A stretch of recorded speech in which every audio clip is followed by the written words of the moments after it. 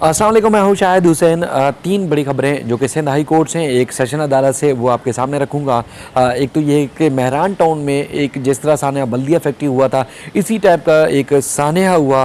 16 अफराद जाँ भाग हुए झुलस कर, उसके बाद फिर एक जो है उस सदमे की वजह से जाँ भाग हुए, यानी कि टोटल 17 अफराद उस सानिया की वजह से जाँ भाग हुए। किसकी गफलत और लापरवाही थी, उसकी अहम तरीन और बड़ी इंकशाफात के साथ आपको तफसीलात बताऊँगा। और उसके बाद फिर जो डॉक्टर नदीम कमर हैं NICVD जो कि कराची में बल्कि सिंध का सबसे बड़ा जो है वो एक दिल का अस्पताल है, उसमें कुछ नए करप्शन की चीज़ें सामने आई हैं। सिंध हाई कोर्ट ने क्या तफसीलात तलब की है वो तफसीलात आपके सामने रखूँगा। इसके अलावा स्पीकर सिंध असम्बली आगा सिराज दुरानी की दरख्वास्त ज़मानत की समाअत के लिए एक खसूसी बेंच जो है वो तश्कील दे दिया गया है। आज जो है वो बाकायदा तौर पर बेंच ने हेयरिंग की, उसके बाद फिर मज़ीद टाइम दे दिया गया है, उसकी तफसीलात आपके सामने रखेंगे। सबसे पहले तो आपको बताएंगे कि जिस तरह गुज़श्ता दिनों आपने देखा था कि बल्दिया मेहरान टाउन में कुरंगी में एक फैक्ट्री में आग लगी, जिसकी वजह से देखते ही देखते 17 अफराद जो है 16 अफराद जो जाँ भाग हुए झुलस कर, और उसके बाद करोड़ों रुपए का जो सामान है वो जलकर खास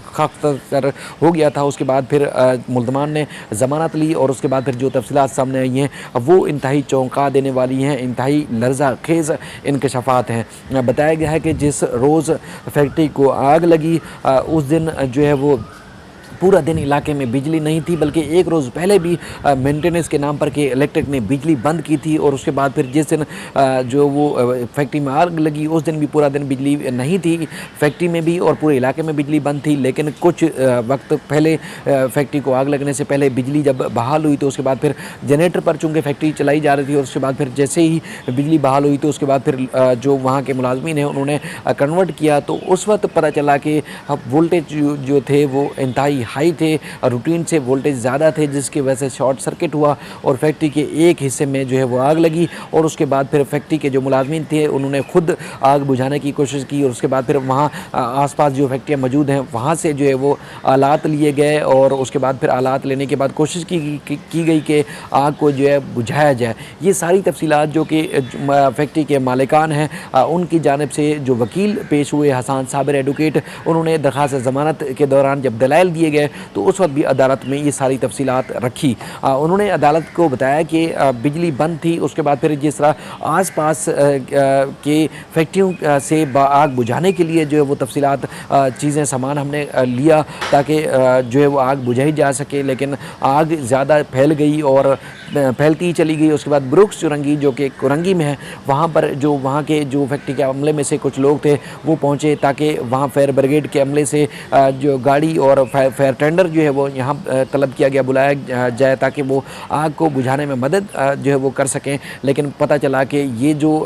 ब्रुक्स चुरंगी के ऊपर जो फायर टेंडर की जो गाड़ियाँ मौजूद थी, बताया गया कि वो असल में फायर टेंडर की गाड़ियाँ नहीं बल्कि डमीज़ हैं। उन्होंने बताया कि यहाँ वज़ीर आला सिंध कुछ दिन बाद इफ्तिताह करेंगे इस फायर टेंडर का और इस तरह जो फायर ब्रिगेड की गाड़ियों का, तो वो डमी के तौर पर जो है वो उनको दिखाने के लिए, यानी कि दिखावे के तौर पर फायर टेंडर जो खड़े किए गए हैं, असल में फायर टेंडर बुझाने के लिए, आग बुझाने के लिए नहीं है। लेकिन आप खुद अंदाज़ा लगाएं कि ये कितनी बड़ी बात है कि सिंध हुकूमत की गफलत और लापरवाही के फायर टेंडर आग बुझाने के लिए नहीं बल्कि इफ्तिताह करने के लिए डमी के तौर पर जो वहाँ खड़े किए गए थे। उसके बाद फिर आगे पहुँचे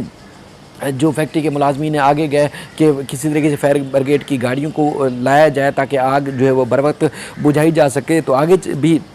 जब वहाँ फायर टेंडर के पास पहुँचे तो वहाँ पर जो है वो उनके पास फायर टेंडर वालों के पास पानी नहीं था, टैंकर के ज़रिए पानी मंगवाया गया। उसके बाद फिर 1 से 1.5 घंटे के बाद जो है वो फायर ब्रिगेड की गाड़ियाँ पहुँची, उन्होंने आग पर काबू पाने की कोशिश की। लेकिन इस दौरान जो है फैक्ट्री का ज़्यादातर हिस्सा बल्कि ज़्यादातर फैक्ट्री जो है वो झुलस गई थी, जल गई थी। और इस दौरान जो है वो जो फैक्ट्री के मालिकान में से बल्कि एक मैनेजर के जो भतीजे थे वो भी उस फैक्ट्री में जाँ भाग हुए। बताया गया कि ये जो चूँकि इमरान खान साहब की हुकूमत ने जो फैक्ट्रीज़ की इंडस्ट्रीज़ के लिए जो कानून साजी की है उसमें शराइत जो है वो काफ़ी मुनासिब हैं, तो इसलिए जो बैरून मुल्क शिफ्ट हो गए थी जो फैक्ट्री मालिकान वो वापस आ रहे हैं, अपना बिज़नेस जो है वो यहाँ शुरू कर रहे हैं। तो इसी तसलसल में, इसी तनाजुर में जो दुबई में कंपनी काम करती थी उन्होंने दुबई से शिफ्ट किया था यहाँ कारोबार, और फैक्ट्री की जगह जो है वो किराए पर ली गई थी और वो असल मालिक भी नहीं थे। फैक्ट्री की जो ज़मीन की जो या जगह की असल मालिक थे वो कोई और थे। बहरहाल ये जो गफलत और लापरवाही लापरवाही है। ये सूबाई हुकूमत की हम कहें, ये मुतलका जो इदारे हैं जिन्होंने एनओसीज़ जारी किए हैं उनकी वजह से है, ये फायर ब्रिगेड हुकाम की गफलत और लापरवाही है, ये जो सिविल डिफेंस के इदारे हैं उनकी गफलत और लापरवाही की वजह से आग जो लगी। हालांकि पहले ये तासुर दिया गया कि फैक्ट्री में जो आग लगी वो केमिकल की वजह से आग लगी थी। हालांकि केमिकल का ना तो वहाँ को काम था ना कोई कारोबार था। कि एक बताया गया है कि एक ड्रम या 1 लीटर तक भी केमिकल वहाँ मौजूद नहीं था। ये जो आग लगी थी वो बुनियादी तौर पर शॉर्ट सर्किट की वजह से लगी और ये कि इलेक्ट्रिक और जो मुतलका हुकाम है उनकी गफलत और लापरवाही की वजह से आग लगी। बहरहाल अदालत ने उनकी जो मुल्ज़मान थे जो फैक्ट्री मालिकान उनकी ज़मानत में तो तोसी की है, लेकिन जो मुतलका इदारे हैं मुतलका हुकाम है उनसे जो तफसीलात भी तलब की है कि बताया जाए कि असल ज़िम्मेदार कौन है आग लगने की वजह से। क्योंकि इस इलाके में जो फैक्ट्रियाँ हैं वो एक फैक्ट्री नहीं बल्कि इस रिहायशी इलाके के अंदर 200 के करीब और भी फैक्ट्रियाँ जो हैं वो काम कर रही हैं और जो है वो कोई पूछने वाला नहीं। उस दिन भी हमने सोशल मीडिया पे यही आवाज़ उठाने की कोशिश की थी कि जब फैक्ट्री में आग लग चुकी है तो पता चलेगा कि तहकीकात हो रही है, फैक्ट्री जो है वो गैर कानूनी तौर पर बनाई गई थी, इसके अंदर ये खामियाँ थी, सिंध बिजली कंट्रोल अथॉरिटी और ना जाने किसके जो है वो नाम सामने आएंगे। और इसी तरह ही हुआ कि जब आग लग गई थी तो उसके बाद ही फिर सूबाई हुकूमत मुतहरिक हुई, उसके बाद रिपोर्ट्स और पता नहीं क्या क्या चीज़ें सामने आई, लेकिन आज तक फिर मुतलका ना इदारों के ख़िलाफ़ कार्रवाई की गई जिन लोगों ने इनको फैक्ट्री चलाने की इजाज़त दी, ना पुलिस के ख़िलाफ़, ना मुतलका जो लोग हैं जिन्होंने इसकी देखभाल करनी होती है उसके ख़िलाफ़ कार्रवाई की। और इसी तरह 16-17 जानें जो है वो दुनिया से चली गई, लेकिन किसी का जो है वो कोई कुछ नहीं बिगड़ा और कुछ दिन बाद ऐसा लगेगा कि जैसे केस ये ख़त्म कर दिया गया है। उसके बाद आगे चलते हैं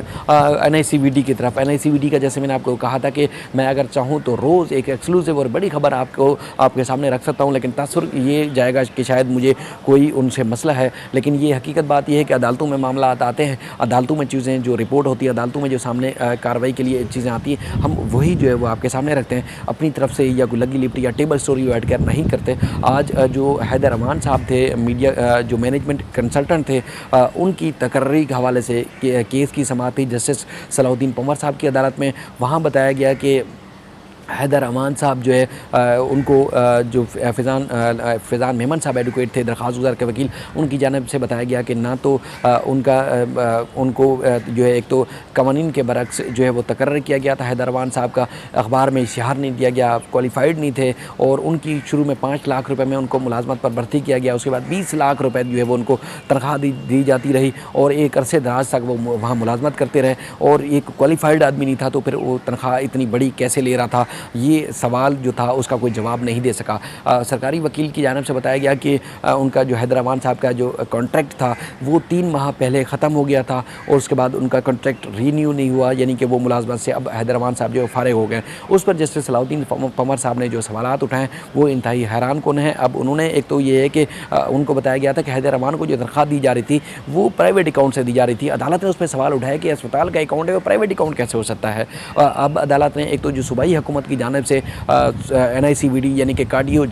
जो मशहूर है, जिस तरह उनको जो पैसे फंड्स जारी किए जाते थे उसकी तफसीलात पेश की जाए, प्राइवेट तरीके से किस तरह फ़ंड जनरेट होते हैं उसकी तफसीलात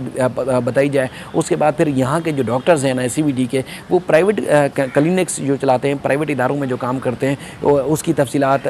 पेश की जाए और बाकायदा तौर पर NICVD के जो चेयरमैन हैं प्रोफेसर डॉक्टर नदीम रिजवी साहब, जो नदीम कमर साहब, उनको अदालत ने अब ज़ाती हैसियत से तलब किया है और अदालत ने कहा है कि वो ये सारी डिटेल्स अदालत में पेश करें और प्राइवेट जो उनकी NICVD के जो अकाउंट्स हैं उनकी तफसीलात भी अदालत ने सामने रखने का कहा है और अब आइंदा समात पर ये तफसीलात पेश की जाएंगी। यानी कि बहुत बड़ा एक स्कैंडल, बहुत बड़ा एक स्कैम जो है वो सामने आ रहा है कि अब ऐसा लग रहा है कि जैसे नदीम कमर साहब जो है मज़ीद बुरी तरीके से फंस चुके हैं, चूँकि इन्वेस्टिगेशन नैब की जानिब से अलग जारी है, अदालत की जानिब से मज़ीद सवालात उठाए गए हैं जिनका जवाब देना शायद उनके बस में ना हो, क्योंकि हैदर अमान साहब को जो है जिस पोस्ट पर रखा गया था वो शायद 15-20 हज़ार रुपये सैलरी के भी अहल ना हो। बताया गया है कि हमें तो ज़राए ने ये भी कंफर्म किया है कि वो तकरीबन इंटर भी फेल थे, शायद मैट्रिक उन्होंने किया हुआ था, लेकिन 20 लाख रुपए तनख्वाह वो NICVD से लेते थे और उसके अलावा जो एक सेटेलाइट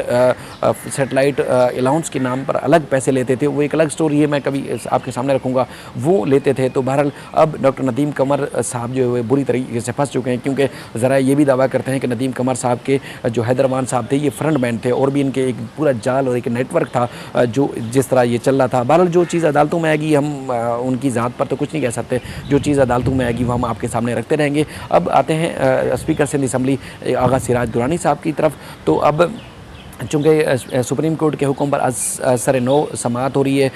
स्पीकर सिंध आगा सिराज दुरानी और उनके खिलाफ जो दीगर मुलजमान हैं उनकी दरख्वास्त ज़मानत की जस्टिस मोहम्मद अली मज़हर साहब पहले समाअत कर रहे थे। अब चूँकि उनका एलिवेशन हो चुका है, वो सुप्रीम कोर्ट में एलिवेट हो चुके हैं, तो अब समाअत जो है वो करने के लिए chief justice Sindh high court Ahmed Ali Sheikh sahab ने जस्टिस नदीम अख्तर साहब की सरबराही में एक बेंच तश्कील दे दिया है। अब ये मामला असर नो जो है वो दलाइल पर चला गया है। अदालत ने तमाम वकला और तमाम जो फ़रीक़ैन हैं उनको दलाइल के लिए तैयारी करके पेश होने का हुक्म दिया। मज़ीद जो समाअत होगी वो 20 सितंबर को होगी। स्पीकर सिंध असम्बली के ख़िलाफ़ आमदन से ज़ायद असासे, गैर कानूनी भर्तियाँ और इस तरह करप्शन और बदनवानी के इल्ज़ामात हैं। एक रेफरेंस जो उनके खिलाफ दायर हो चुका है, वो फैमिली के साथ अदालतों में पेशिया भुगत रहे। मज़ीद भी इस सिलसिले में आपको अपडेट करते रहेंगे। पाकिस्तान जिंदाबाद।